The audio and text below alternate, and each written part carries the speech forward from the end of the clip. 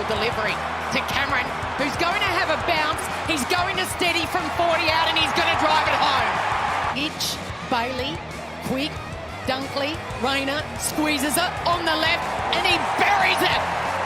He's in goal-kicking form, is Cam Rayner. Kick from Zorko. Hands it to Hugh. And a huge goal from Huey, who just keeps doing it. King could get on the end of one here.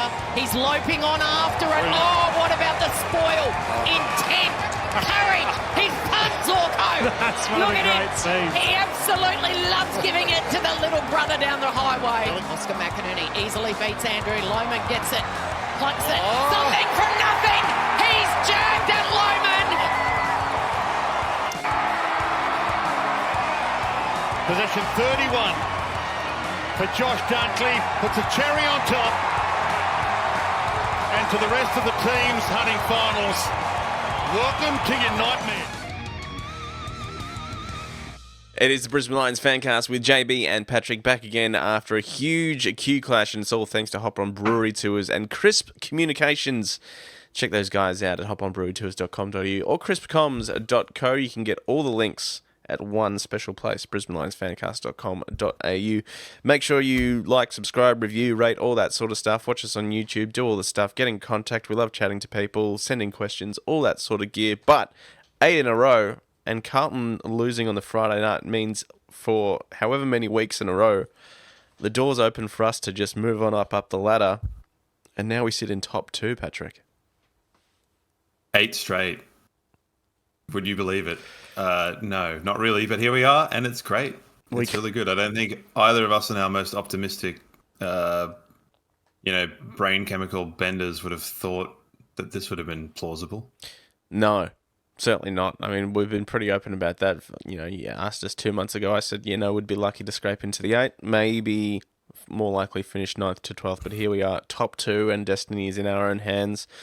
Still plenty of tough games on the way. The Saints are playing good footy, as are the Giants, and they're our next 2 opponents, so we'll have to see how those matches go. But this time last week, we were sitting here talking completely unaware that we were about to lose our last 2 key defenders in Harris Andrews and Darragh Joyce. We finished the podcast, we sent it out to the people.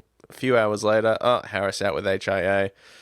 And then the next day, Darragh Joyce out with a facial fracture. So, Eric had to play centre half back.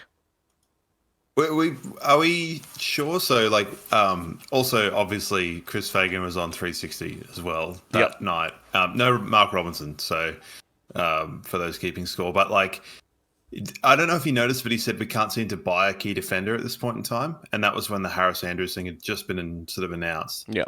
We're assuming he probably know about Joyce. He knew about Joyce at that point in time, because that read a little bit strange to me. Although we were missing 4, it seemed like, looking back retrospectively, that kind of had more meaning than I thought it did. So maybe the writing was on the wall there, but we just didn't know where to look. So, that was absolute panic stations, man. I think everyone was theory crafting, trying to figure out what the hell to do. People talking about some guy called Zane. Obviously Hipwood. Zane Zakostelski, who is a key defender on the list, but is not ready for AFL yet. So I do remember saying very early on in the year, I think I remember this, it must have been week 2 or 3, I said, if Darragh Joyce is getting a game, it means things have gone horribly wrong. And now we're at the point where we're like, please get Darragh Joyce back because things have gone so horribly wrong. Yeah, you know what do they say? You don't know what you've got until it's gone. And Darragh Joyce with the broken jaw. Now, broken jaws are a weird one. So I think it's if it's in the kind of under ear bit or in the chin, not so good. But if it's in this sort of chin strap bit, not as bad. So it is one hopefully of those it's one of those. Yeah, it could be one of those ones where he's out for 10 weeks, or if he's back next week, it wouldn't be that surprising as well, because it could be one of those things where it's he can't break it anymore. It may hurt, but whatever. There's absolutely no extra risk of playing him, but he is sort of TBC at this stage, so it is a bit of a wait and see. But Harris will be back next week, which is very thankful. I mean, providing he passes all the concussion protocols, but the talk sounds like it's more likely than unlikely at this stage. So maybe we'll have Eric and Harris as our two key defenders, or maybe it'll be Harris and Froggy, who put together another great performance, and we'll have a chat about Froggy later because he's got a big week coming up. But so there were obviously some changes. The one that we forecast didn't happen. Henry Smith was sort of forced to keep his spot because we needed as many tall timber as we could. We did drop Bruce, which was a bit of a surprise. I guess the run of these plucky young kids is coming to a bit of an end at the moment. So Bruce got dropped, and obviously we lost the two key defenders. We brought in Jackson Pryor. I guess we'll have a chat about him. McKenna came back into the team as the sub. Logan Morris also came back in as well. So it left Joe as our sort of most experienced key forward with Logan and Henry Smith. And then we obviously had a makeshift backline that held their own. And although it did look like at times Ben King was really going to get a hold of things, they broke even. Yeah, they did in the end. So Ben King got off to a good start, wasn't able to put it on the scoreboard, thankfully. But as the game wore on, I thought Eric played that role quite well. Yeah, he definitely worked into it, but it's a weird one. He kind of plays it like a forward, doesn't he? It's strange. It's strange seeing that happen, and I bet everyone was like losing their mind when his first involvement was giving away a 50-meter penalty. So, kind of funny, but a bit sort of. I mean, a lot of people are talking it up like it's a thing that we should be doing long term, which I think is insane, to be honest. But yeah, I think that's off the back of seeing Rory Lobb doing what Rory Lobb's doing and going, well, why can't everyone just do this? Yeah, he certainly didn't go back. I wouldn't exactly call Hipwood a failed forward in the sense of the other ones that have done that. Yeah. He's quite a good forward, and I think we'll get onto it. But yeah, seeing Brucey out of the team, we were talking when Ashcroft was coming back in, sort of who would be the one to sort of drop out, and I think we were a little bit split on who would.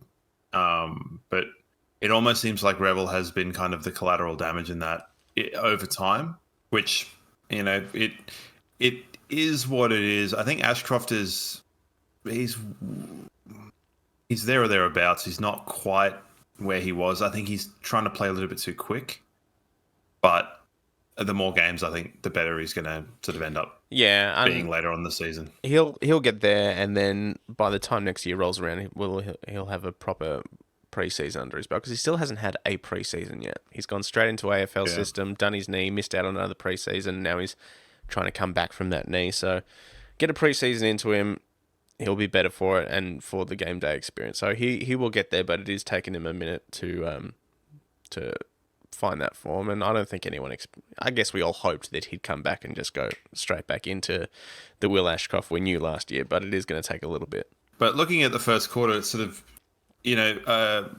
Hardwick said it in his press conference that they didn't really put the scoreboard pressure on that they deserved, which is totally fair. I'd argue as well that score or ability to put that scoreboard pressure on doesn't really exist without some like really uncharacteristic kind of, I'd say, like unforced turnovers. Yeah. There was a couple from Lockie. There was one from McCluggage, the brain handball, just like pretty basic skill errors that seemed like we don't normally make them. And when you're looking at it going, okay, we've got a makeshift tall backline, you'd think the ground ball and the disposal out would be like the good part. And it was like, stop giving them the ball, like right there. Don't give them the ball there, please, because they're getting shots. And Max King was Ben King kicking at goal like Ben King was harnessing his best Max King, assuming Max King is currently sitting on a recliner whilst taking shots at goal. So good for us that he can't seem to kick the ball straight. But yeah, the first quarter was, we were lucky to be ahead, but I think that's just a little bit of class that we had against a kind of manic craziness. So, how did you make the first quarter other than that? Yeah, I mean, you basically hit the nail on the head there. We were lucky to be in front. I think just good goal kicking. I mean, good to get Charlie on the board nice and early. Huey hitting the scoreboard as well, and Rayner as well stepped up. Bailey hit the scoreboard across the day. So we had plenty of scoring options, which was great. But yeah, I thought the Gold Coast generally played the better footy for the first quarter. But yeah, we were lucky to stay in touch with them. It's been the case of a couple of games with us against the Gold Coast. They've had patches where they've played really good footy, but we've been able to just stay in it with them. Obviously, last year was a different story. But yeah, I think just we obviously had more players at the stoppage. I guess we just tried to flood the midfield a little bit more to try and keep it out of the back line as much as possible. But I think it did throw off our structure a little bit, and whether that was a direct link to all the turnovers or anything like that, I'm not super sure. It led to quite a one-out contest as well, which is sort of almost more scary when you're sitting there looking at it going, all right, we've got Hipwood on King, and you're one out. It's sort of, you don't have the ability for people ghosting across, and that kind of changed, and Hippie grew into the game as it went on. It's just so funny seeing it in that kind of a situation. Like, how did it get there? Yeah, what's going on? And all the commentators were saying that Hipwood needs to move and play back shoulder because Ben King's just getting out the back or just getting the sit out the back, and obviously he took a huge screamer on poor Froggy in the start of the third quarter. But yeah, that's it. I could basically take a screamer over a 10-year-old, and size difference is what can happen. So. Once that adjustment was made, he was definitely better. He got himself a goal as well, which is great for your key defender. A bit of Justin Lepage on Wayne Carey there. Send him the other way. But yeah, no, we kind of put it on them in the second quarter, and just our efficiency, they were quite good. They got beaten up around the ball, Gold Coast, but they were still pretty handy with it. Bailey Humphrey, he had a game. He could be something utterly amazing, but he seems to himself get in the way of it. I don't know if that makes sense, but it's like something's not quite working for him. Yeah. You could easily see him kind of flitting into the let's look at Gold Coast in terms of where Richmond were with Hardwick. Because I think that the current Gold Coast list is more talented than probably the one Hardwick had before the premierships at Richmond. They're probably lacking some key pillars. But you could see Bailey Humphrey kind of being the Dustin Martin of that team, I think, in the next few years. Because I think their level of talent, once the coaching gets into them, they'll be a really, really good team. Yeah, for sure. But I think also there's an element of Hardwick looking at it going, oh, this is a slightly longer project than I kind of realized, because he's now not even talking about obviously he's we need to play finals this year. He's also maybe next year we'll play finals. It's not even a certainty to him. And his language is very interesting when he talks about the Gold Coast. It's still them. It's not us. Whereas with Richmond, he was always us. And, if you listen to Fagan, he's always talking about us. We need to grow. Whereas there's still a distinction with Hardwick. We're talking about, they need to grow, which, yeah, that's one to watch, because I wonder if he starts talking about them in a collective sense, that's when things start going well for them. I don't know. Who gives a shit?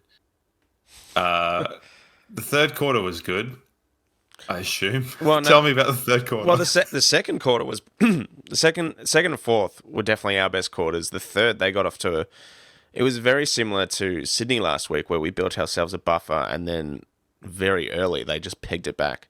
And it wasn't obviously as dramatic, but they got 2 or 3 quick goals on the board, and made it a little bit more uncomfortable for us. And then we managed to sort of even things out and eventually kick away in the last quarter and a half of the game. It could have been more if that Dunkley goal wasn't overturned by a very, very slight snick. And I thought he had a great game as well. We had Barry go to Anderson, kept Anderson pretty quiet, which was good because they were flashing up the stats of Noah Anderson, him at home versus him away. And I guess it's probably pretty symptomatic of a lot of the Gold Coast team, but he's a completely different player at People's First Stadium than he is anywhere else. Rao kicked a goal, but he wasn't super influential. Tukes are not there at the moment. Swallow did a good enough job on Neil for a bit, but just obviously couldn't keep it up, and Neil got away and had a pretty quintessential Lachie Neale game, 35 touches, a goal and 10 clearances in the end. So obviously our midfield was where it was won and lost. So, and Huey chimed in on the scoreboard as well, as did Rayner again, Bailey, as I mentioned just before. So yeah, the third quarter they brought it back, but then we just sort of steadied the ship a little bit. We changed the ball movement and the tempo to suit us where we needed it to, and just keep the heat off when we had to. And Starcevic even had a running shot on goal, which would have been bloody beautiful if it had gone through. But it was just the class. It's interesting looking at the. Sorry, go on. It was just the class in the end, and the Zorko spoil is probably the moment of the day for most Lions fans. Just because Ben King had that great start on Hippie, he took the screamer on Froggy, and then to have arguably the smallest man on the field, just a clean spoil on Ben King, and then celebrated like he's kicked the winning goal in a grand final. I reckon so. The watch for that, I reckon, is the fact that Zorko's not the first. It's Starcevic that really leads that. Yeah. So he gets into Zorko first. The thing I also love, and we'll know this, is Jackson Pryor goes straight to Ben King. Straight to Ben King. So it's interesting when they've talked about it all year, the whole like Gold Coast versus home, Gold Coast away, to have the amount of like leading possession getters that we had. I know Flanders had 33, but on the whole, to have virtually 8 of the top 10, and sort of all of the direct opponents of all of the players to kind of outscore them, and our ability to just kind of take the heat out of the game with going to the kick mark thing. It was an amazingly mature performance, I think. Oh yeah, all things considered. I mean, we will get to the questions later, and there's a question that's probably going to directly address this, but for a team with not a single recognised tall key defender other than Ryan Lester, who's what? Not really. You wouldn't really pick him as a key defender if you didn't have to. Yeah. Coming up against a team that is, starkly different at home as they are away. They've beaten some good teams at People's First Stadium. They just toppled Port Adelaide a couple of weeks ago, and Port Adelaide are playing very good footy at the moment. So we obviously went in as favourites, and I guess your average footy fan would probably just look at the teams on paper and go, oh yeah, Brisbane will win that, just form and everything. But it was a much tougher game. It was a really gritty game, and we had to grind it out. But yeah, very mature performance, and good to get that win for sure. I think Gold Coast would probably be kicking themselves that they omitted Jed Walters. Like, that was a weird one. That was strange, wasn't it? For me. I understand that Moyle had been in really good form and they wanted to get Wits back in the team. But did Moyle give you more than what... And I know they're different. Like, I know Jed Walters is kind of that kind of power, taller forward. But, like, stick Jed Walters up forward as even more threat. He's a good player. He's going to be really good. So... yeah, I don't know what they were really thinking. It seemed like their game plan and ours. Fagan completely outcoached whatever was going on with how he picked the team and what he wanted them to do. So really, really happy and really impressed, I think. What did you make of Jackson Pryor? And it was, as Fagan said in his post-match, it was probably his best AFL level performance. I think if we're going to put him in, so he had his career in the wing and his career at halfback, I still think that performance down in Tasmania against Hawthorn, where he kicked 3 goals, was his best. But obviously that one's locked away lovingly in my mind. It's funny because early on in the game, his kicking was really good, and you're sort of like, he's having a good game, and then he turned the ball over a couple of times and made a couple of errors, and he's sort of like, fucking hell, dude. But sometimes there's only so much you can do, particularly when you're dealing with a young forward line leading towards Henry Smith and Morris, with Big Joe, who's, work rate's not always a non-negotiable. I think that's where missing Hipwood can kind of go, all right, maybe that's where a little point of difference was. But I thought Pryor was really good, and this is the kind of thing where I think he could, or I thought he could fit into this role this season more so. the ability to be almost similar to Froggy in that you can play a bit taller, play a bit shorter. You could lock down. You're kind of hard at the contest, and you can dispose of the ball, if not super accurately, at least long and flat, and to kind of contest. But yeah, good for me. And if looking at who we've got and looking at who we're playing coming up, I would be surprised if he came out of the team. Yeah, I guess the only other option is Answorth. I guess if you're looking at prior Answorth and McKenna as 3 trying to fit into 2, I guess at the moment I'd probably have McKenna sitting out. But you know me, I'm wary about Jackson Pryor. So it was a good game. He definitely had a couple of moments that I'm sure he'd like to take back. But all in all, I thought he played pretty well. So it'll be a bit of a wait and see.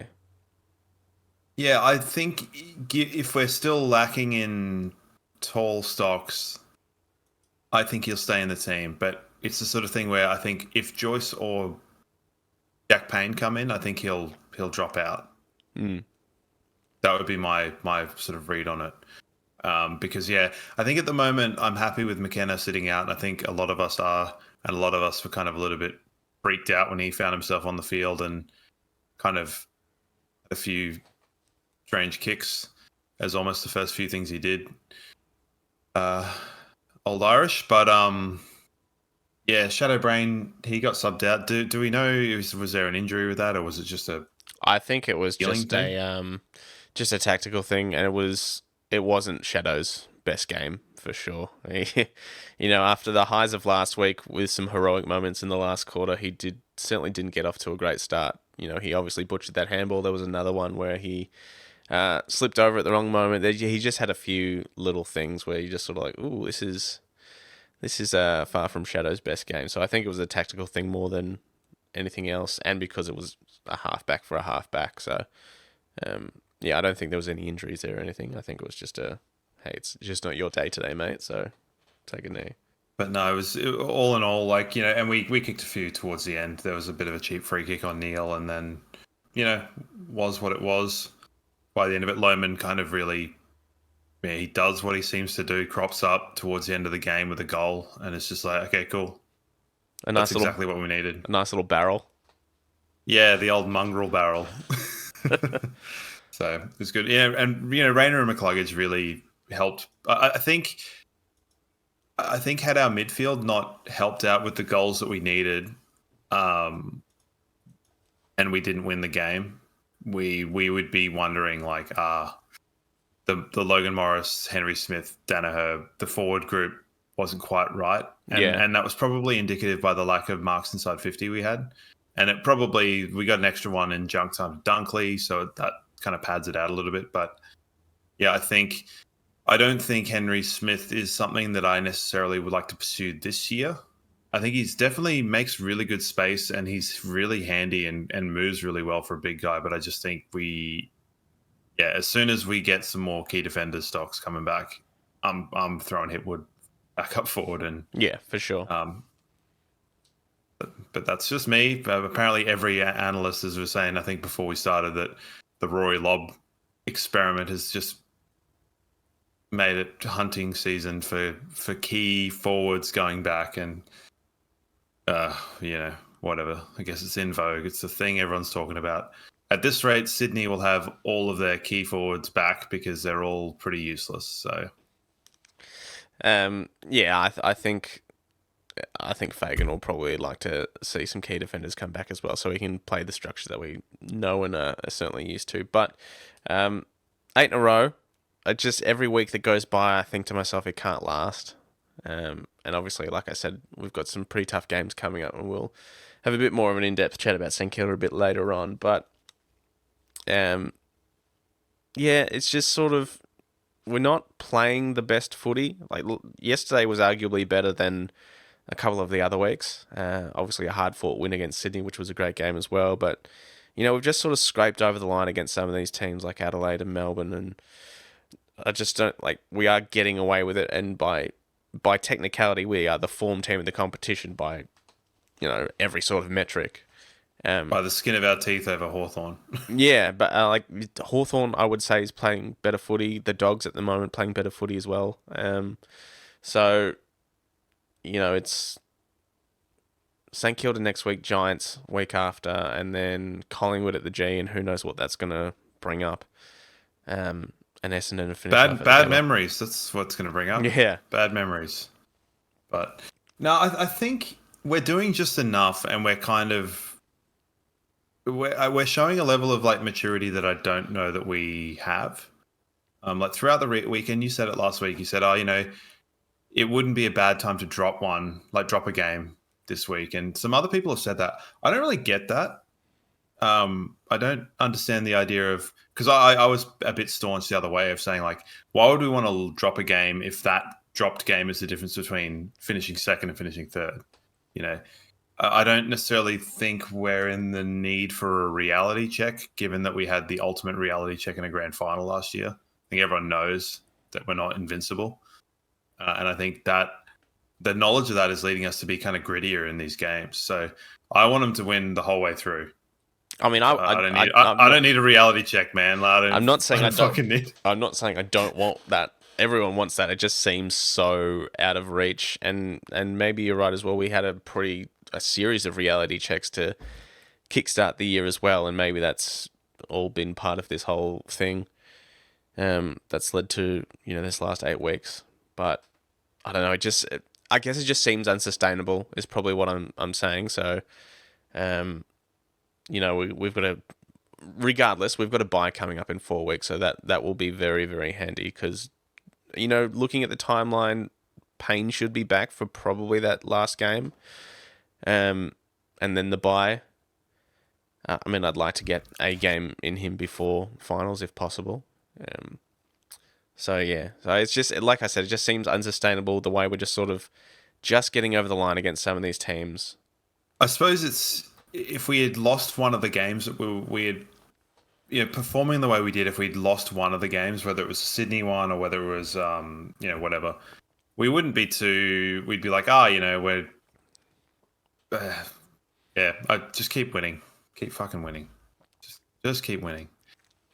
St Kilda are going to prove a little bit of a difficult taskmaster this week, I think. Definitely. But before we get on to that, should we do some votes thanks to Hop On Brewery Tours? We bloody should, thanks to hoponbrewerytours.com. Let's do some votes. All right, I went my 3-2-1 last week, and it turns out you said they were exactly the same. So let's hear your 3-2-1 today, and let's see if they match up. Okay, so I've gone a little bit different. I went Wilmot the 1. Sure. I went Dunkley the 2. Sure. And then, strangely, I went Ryan Lester the 3. That is strange. And the reason for that is because Lester basically played as our defensive captain, and given it was strung together with, like, random bits of assorted wicker chair and goodwill, I think probably what he did on field with his leadership was exceptionally important. And we heard a lot about him being kind of like a leader in the twos when he was kind of in purgatory back a few years, and this is probably him doing that, but on a grander scale. So he gets my best on ground, and I'm just going with that purely on the magic of the frog. It's weird, because as I said before, it was a quintessential Lachie Neale game where he had all of the ball, hit the scoreboard, 10 clearances, all the numbers probably say that he may get another 2. Oh, he'll get 3. He'll get 3 Brownlow votes for sure. But we've both left him out because I went Dunkley the 3. I thought he was amazing. Zorko the 2 and Cam Rayner the 1. I think Cam Rayner's last 6 weeks have been really, really good. Really, really good. And I think whatever this magic formula, the secret herbs and spices that Fagan's found for his role is working really well. Fibonacci midfield time. Yeah. Is working really well. And he's kicking goals in clutch times. He's got a confidence, and like he seems to know his limitations of what he can and can't do. And he's using all of that to the best of his ability and playing some really good footy. Beautiful stuff. I like it. I like our spread, and I think You can't just give Lachie Neale 3 votes every week. It's boring. And he's going to win the fucking thing anyway. So at least we'll have some fun. We should do, I reckon next season we should do like a not including Lachie Neale votes. Sure. The Neil-less votes.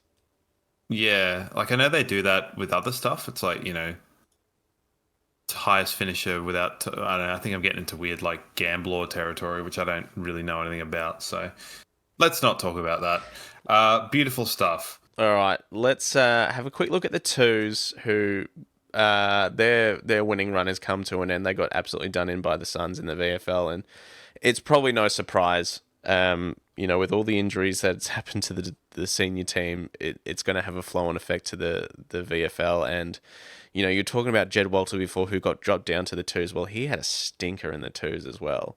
Now, I don't know if that's because of game time and the fact that he may have only played half just in case he was an emergency for the game later on in the day, but he kicked 0 goals, 1 and 6 touches, so that tells me he probably didn't play a full game. Whereas Alex Sexton kicked 5 goals, Fiorini 32 touches, 7 clearances, 1 goal, 1. Best on for us was Dev with 14 clearances from 30 touches and 11 tackles. Pretty complete game from Dev, who is just obviously chomping at the bit. Just chomping at the bit. Not putting a foot wrong in the twos. JL Tunstall, who, at the start of the year, it was weird in those preseason games. It was like Jimmy Madden and James Tunstall seemed to be like, hey, we're getting ready to put these guys in the team. And they just... Same as Sharpie as well. Just the 3 of them. Haven't really been seen. So you wonder what their futures are going to hold. Bruce Revel back to the twos, 26 touches and 2 goals as well. So he had a great game. So he'll probably be back in the seniors in the next little bit. In some capacity, yeah. Yeah. Luke Beacon, another great game as well. I love him. Hit the scoreboard as well, 2 goals from 19 touches. So all in all, a pretty poor performance from the twos, but it's bound to happen. I mean, they still hit a high score. They still put 96 points on the board, but they went down by 6 goals. So, just the injuries mounting up and having that flow-on effect. But still in with a shout for a top 4 finish for the VFL, so that's good. I think I'm really enjoying the fact of guys that are going back down to the twos and bouncing. Yeah, that's been great. Like Logan Morris did it last week, Bruce this week. I'm sure someone else did it that I can't remember, but it's been good. It's the idea of like, nah, I've got stuff to show, and I think you summarized it really well of saying like getting that level of AFL experience and taking that back to the reserve level like is really impressive. So good for Bruce. Hopefully we see him back. I like him. Everyone loves Bruce. Yeah. Everyone loves Bruce. So, yeah, I think he'll be back in the fold sooner rather than later. Now, change is going to be a tough one this week, and who knows, because by the time we bloody stop recording today, there may be one of those horrific injury updates coming later from Brisbane Lions socials and say, now Froggy's out. So, any changes? Have you got wooden floorboards there? I've got. We've been through this before. Big wood desk here that I'm tapping here. Okay, good. Tap it. Taparoo. Harris obviously straight back in. Now, whether that means we keep Eric down back or move him back forward and use Harris and Froggy as our key defenders, I don't know. Or are we still holding on to Smith and Logan Morris? So, the current situation at St Kilda is what? Membry, Caminiti and... Sharman. Sharman. Who had a great game. Yeah. And then we've obviously got to worry about Rowan Marshall rolling forward. So they have got a bit of tall down there, but yeah, I mean, my changes is probably Smith coming out and Eric going forward and then Harris coming back. Yep. That's probably all I'm doing. If Joyce comes back, then to me, Pryor drops out. But that's really all I think I would do. Yeah. I don't know. I feel like Joyce is probably a couple of weeks away, unfortunately. Yeah, I'm just trying to cover all the bases in case it's like genetic freak fixes jaw with microbes, and you're like, okay, cool. Well, he's in. Beautiful, great. But I think we could probably cover it with two, like, with Harris and then Frog, and then the collective effort. Yeah, I think that will probably be the change. I think that seems like the most likely, or some form of that. Yeah, Pryor is probably, maybe, I don't know. McKenna again. There's sort of just like a couple of fringy players depending on what happens. So I hope that Brain doesn't come out for McKenna just because he had sort of like a half a poor performance. yeah, I think the level of versatility that Brain and Pryor give us is more valuable than McKenna right at the moment. yeah. No, I agree with that. I agree with that for sure. So, I mean, Answorth's still there as well as an option who, he was in the team before his injury and then just can't get back into it now. It seems to be the case for poor Noah. Yeah, I think with him he's just a slight bit shorter than Starcevic and the other two I just mentioned. So I think there's an element of, if we had our stocks in talls, there's more room for a smaller kind of ground ball player. Yeah, because Noah Answorth ground ball is really good, and that's something that I know we struggled with last year. Maybe not as much this year, but and the thing, looking at Sydney, their high ball winners seem to be their half. Wanganeen Miller, I know, plays a bit on the wing, and a bit half back, but him and Sinclair seem to be kind of running the show at this point in time. So, admittedly, I haven't watched a lot of St Kilda because this iteration seems far less boring.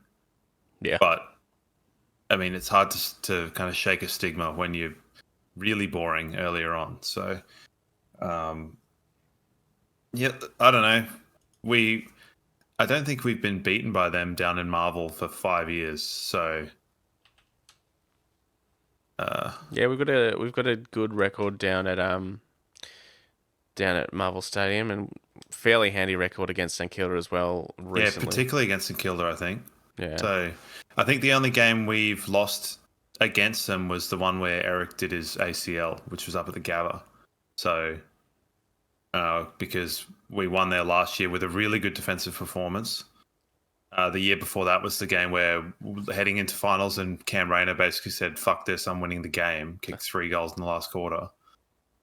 We've had some Charlie magic over the years. So, yeah, we tend to do quite well against St Kilda down at Marvel. So, hopefully we can keep that up. All right, let's have a talk about the man himself, who's celebrating his 200th game this week, and Mr. Froggy Lester. Oh yeah, I forgot about that. I'm just trying to have a look through, I'm trying to have a look through, old articles of when he's signed contracts. But what I will go and say is that 2011 was his first year. He played 3 games. 19, 16, 14, 9, 19, 22, 15, and that was in 2018. 9 in 2019, 15, 17, 3 in 2022. And over the last 2 years, he's played 19 games. So that's brought him to 199 with his 200th coming up this week. I'm just, as I said, having a look back in some of these old articles of finding out when he signed these deals. So you're looking at it going, he's had 13 articles of signing 13 1 year. I know he probably had a 5-year deal to begin with, but yeah, Froggy is an interesting one, much maligned for quite an amount of time. And now I think everyone's favourite, just about, or one of. An absolute stalwart for the team. And I think the big turning point for him was the level of responsibility he got when Fagan came to the club and then basically made him the reserves captain and the reserves defensive leader. I think it probably gave him, and I can't speak for him because I don't know him, but I think it probably gave him a slightly different outlook on what he could bring to the team, because before then he was just like this random utility that would pop up all over the place, and sometimes you'd be like, what's going on?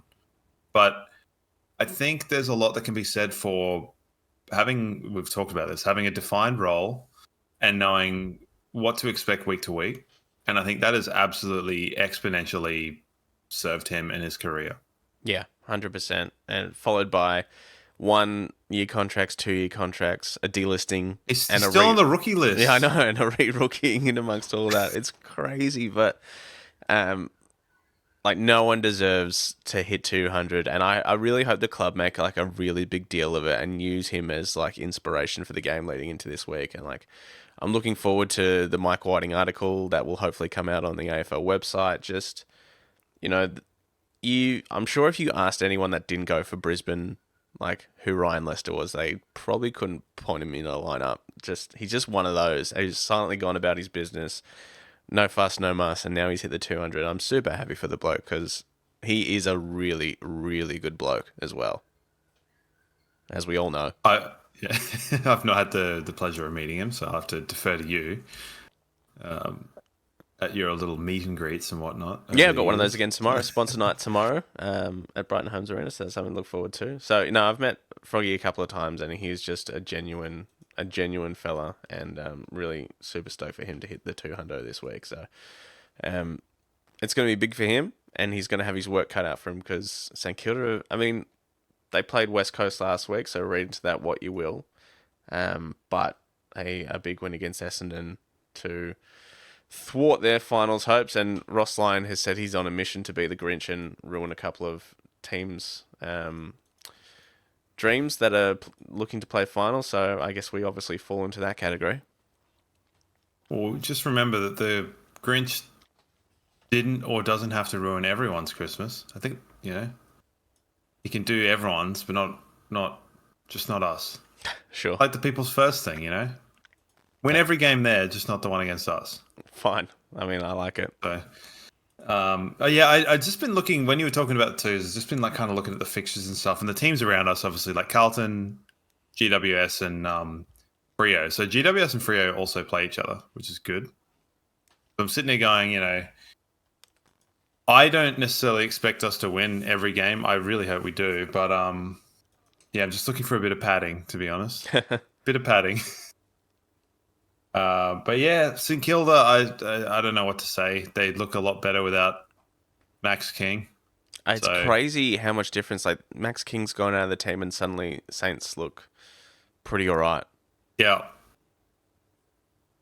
Max King and Ben King, the two, like, do they just seem a lot better than they are? I know Ben King's kicked like 50 goals, but I mean, imagine how much.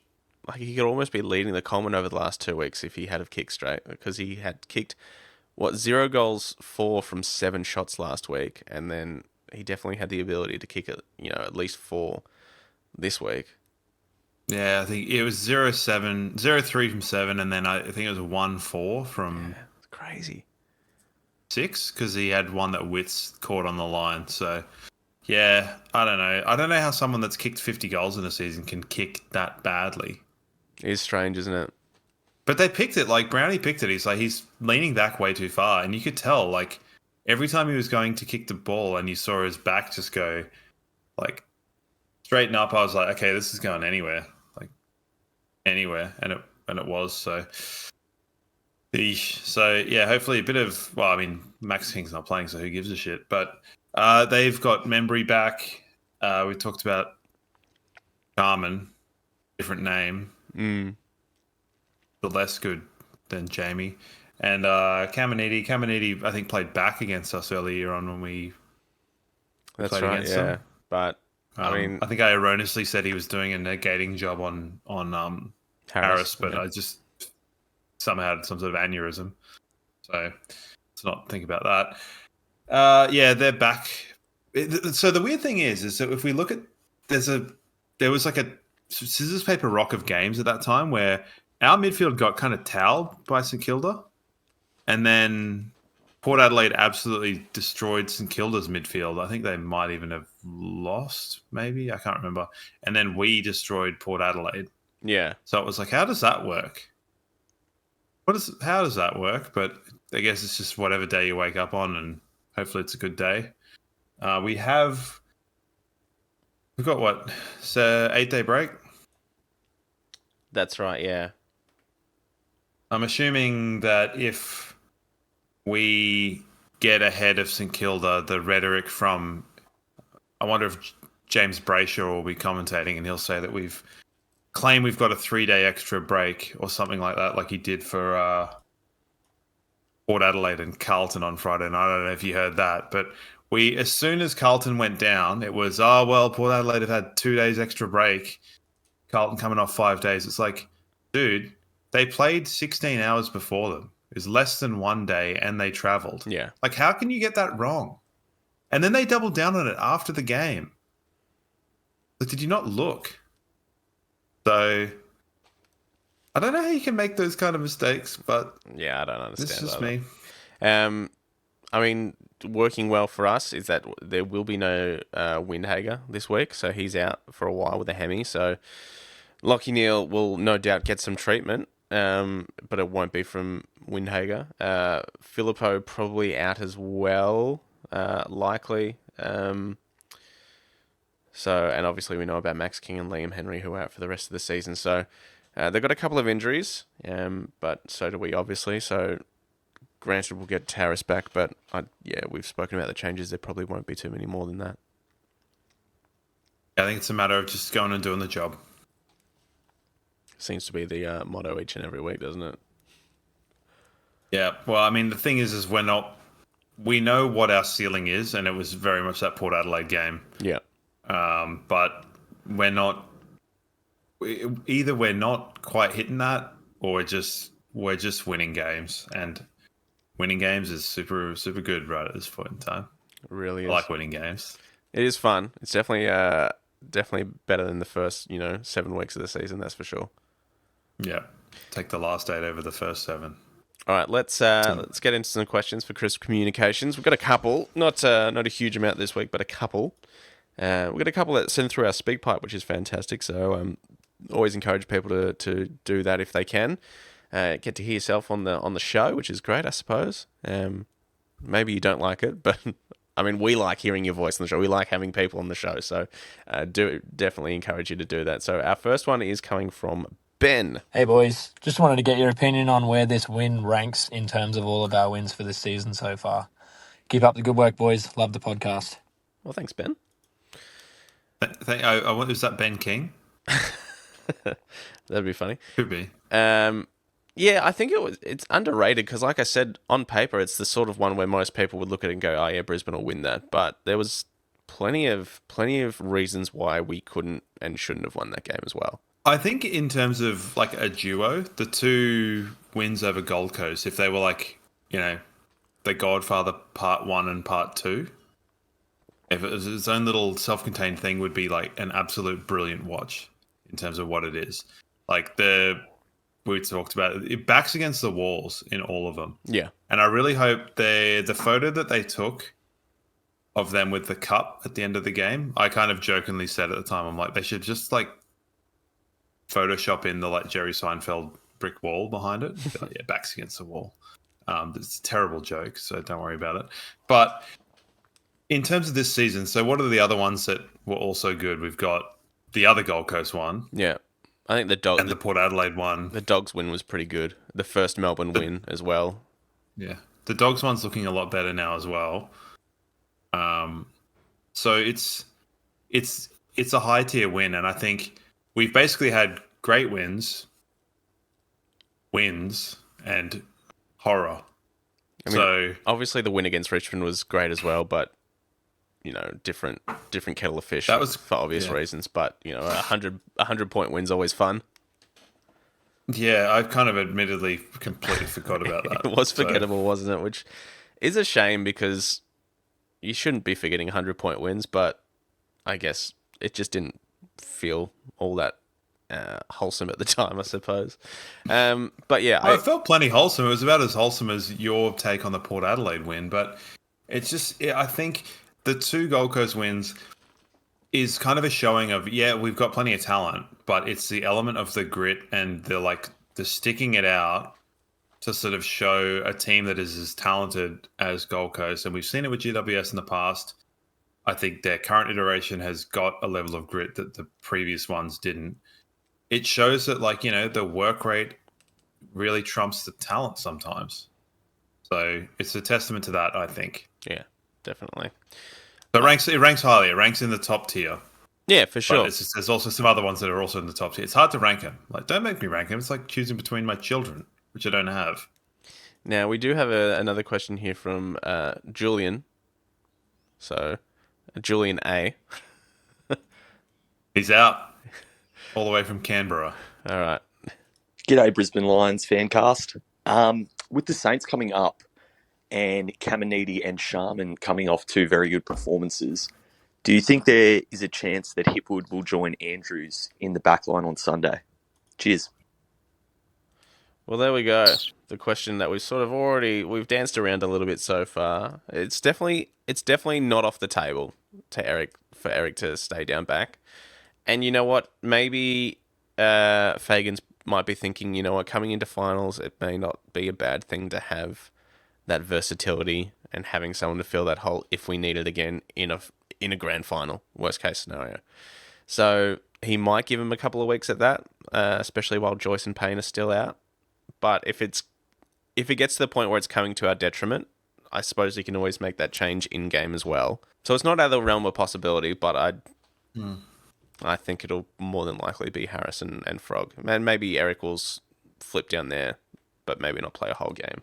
Yeah, I'm kind of okay either way. But I think I said with my changes that I would probably sooner them treat Harris. You know, Harris is almost like him plus more. I think he brings the best out of everyone as well when he's there. So, and I think between Starcevich playing a bit taller and Pryor, because how tall's Caminiti? He's 195. Yeah, give or take. Yeah, Charman's a giant, right? I don't know. Legit giant. I don't think he's that tall. Like, I don't think he's as tall as, say, Max King. Right. Okay. And Membry's just a workhorse as well. So Membry's got the guile. I think maybe you could send Starcevich to Membry and then Froggy and Harris. And our captain. Got his fucking name. I think I'd be sticking with Hipwood forward this week. Okay. Well, Not sticking with it. Alternating back to the status quo of Hipwood being forward. I guess we'll have to bloody wait and see when the team rolls out, because, I mean, he named Joe Danaher at fullback as a bit of a goof, which was funny. He's such a bastard. I really like the one that someone put on our Discord that was like, how did things get here? And it was like, fullback, Dane Zorko, Joe Danaher. Yeah. Loved it. So it's good. So we're playing the last game of the week on Sunday, hey? Yeah. Got to get used to cool. that. We do have a couple more questions. Kipper. I like that you say we got to get used to that. Our two games following are both on Saturdays, with our remaining game with a TBC. So I don't know. We entirely don't need to get used to that. I feel like it's just the second half of the fixture came out, and all I saw was a bunch of like afternoon Sunday games. I was like, all right, well, I guess that's our luck now. But I guess it was only 3 or something.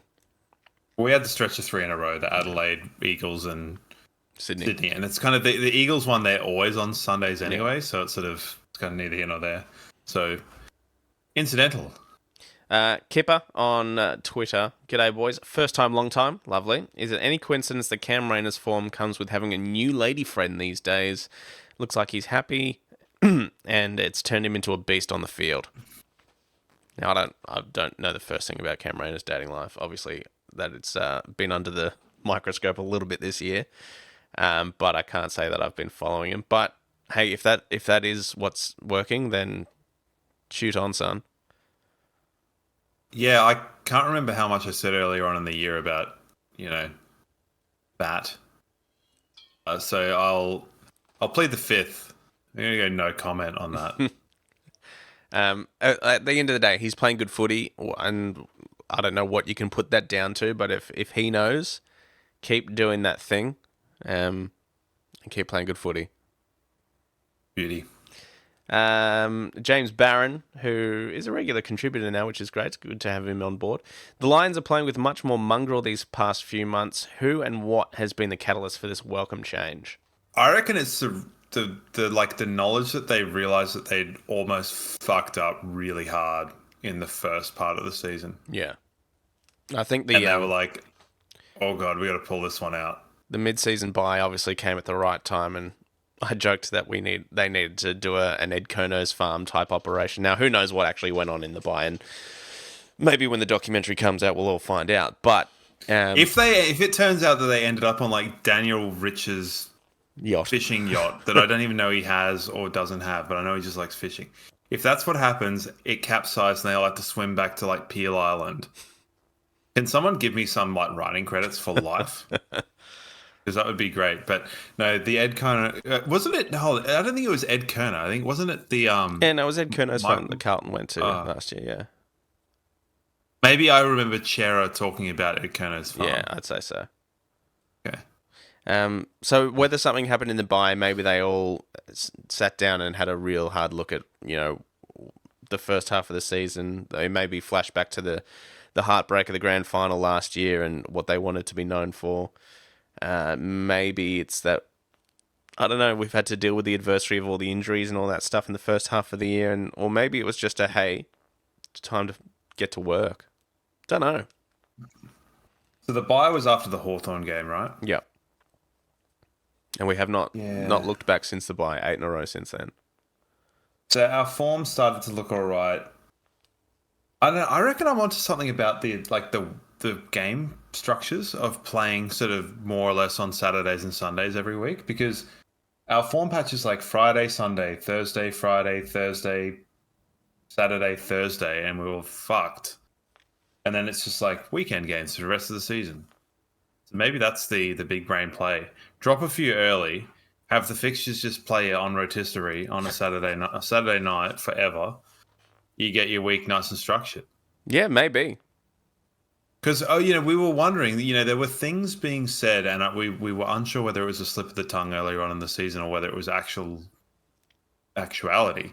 Where, we even heard Chris Fagan after a Thursday night game say, we'll look at the tape on Monday. It's like, you give yourself four days to look at the tape.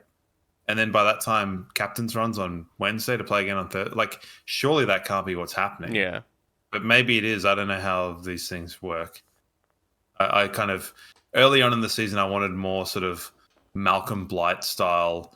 We lost, and I went home and watched the tape on repeat, chain smoking, to try and figure out how we lost that game. It's like, I want that level of commitment to the cause. And I feel like with slightly less lung health issues, we've got that level of effort from the players. What I will say, and it was around the time of the bye where, and we had to speak about it reluctantly on the podcast every week, of trying to defend Chris Fagan, and there was a big group of sack Fagans out there, and he was pretty consistent and staunch in his message of, hey, things are going all right, the numbers are looking good, we just need to fix our, inside 50s in our scoring, and we'll be all right. So, the man knows what's up. Yeah, I think there's that.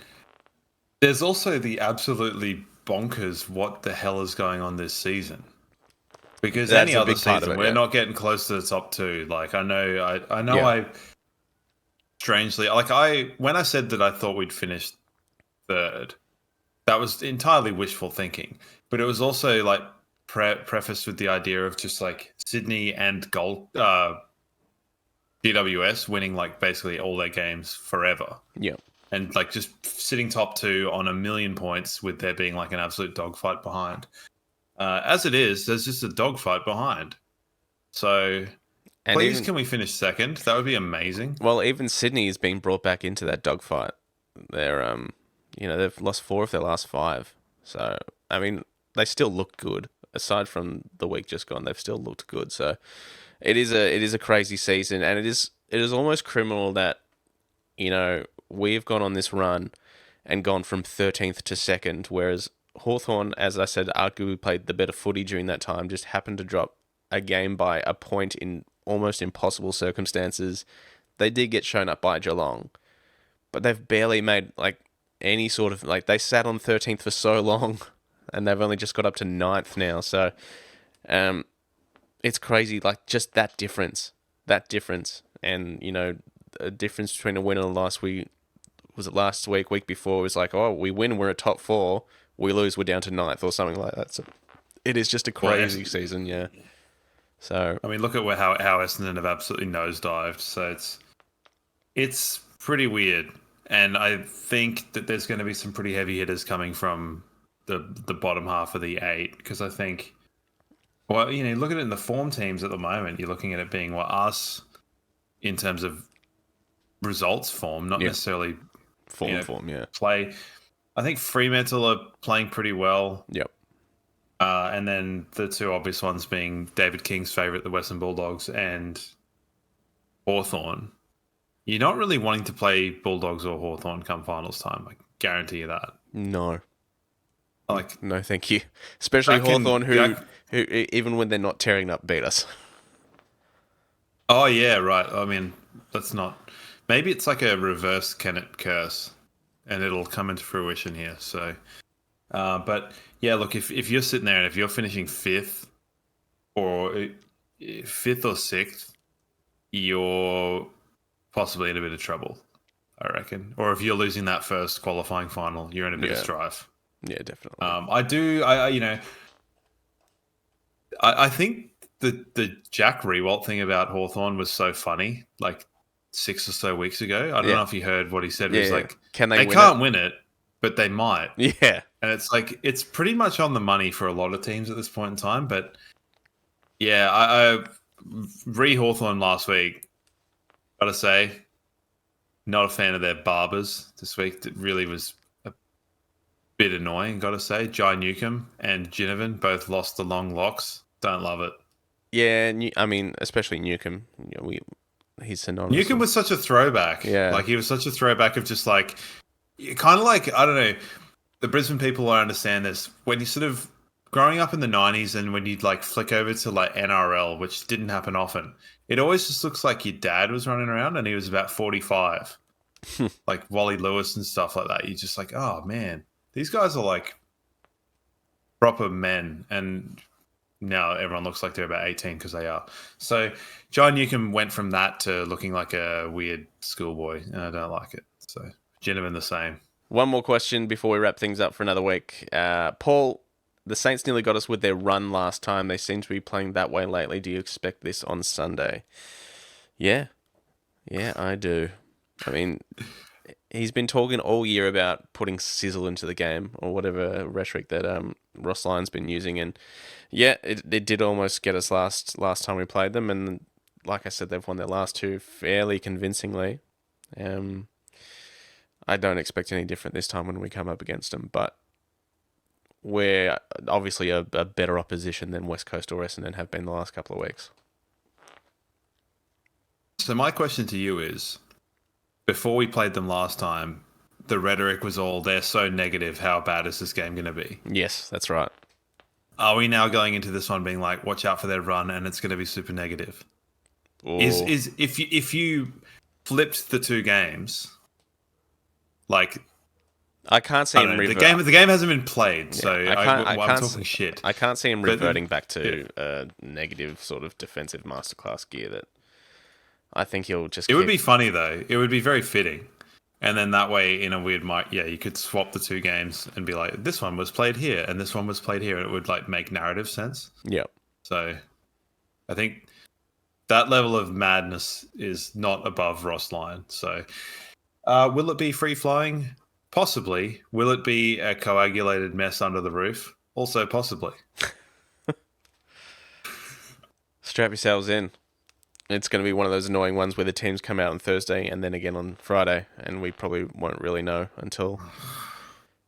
I hate that, eh? Yeah. But we will get an injury update tomorrow regardless, and might have a clearer idea of where Darragh Joyce stands, and probably Jack Payne as well, because the update last week was that he was progressing really well, and so he was like sort of 3 to 4 weeks. Are we assuming he's just been laid out on like a medical bed at the airport the whole time, just having a geeze? Maybe. I don't know about the airport, but true. He loves his planes. That's right. Very well done. He's like, oh, there's that one, goes there. Here's this one. It's got like a turbine engine. Just good plane chat. It's a turbine engine. That's a thing, isn't it? Any of you aeronautical engineers, hit me up. All right, well, it is a big week. It is Froggy's 200th, so if you are in Melbourne, try and get along to the game. I don't know, wear a frog mask or something. I hope the club do something really big for him because it is going to be great. Frog mask is a good shout. We could do a frog march in a frog mask. Although that's probably not good on the old knees. Probably not. Wear green for frog.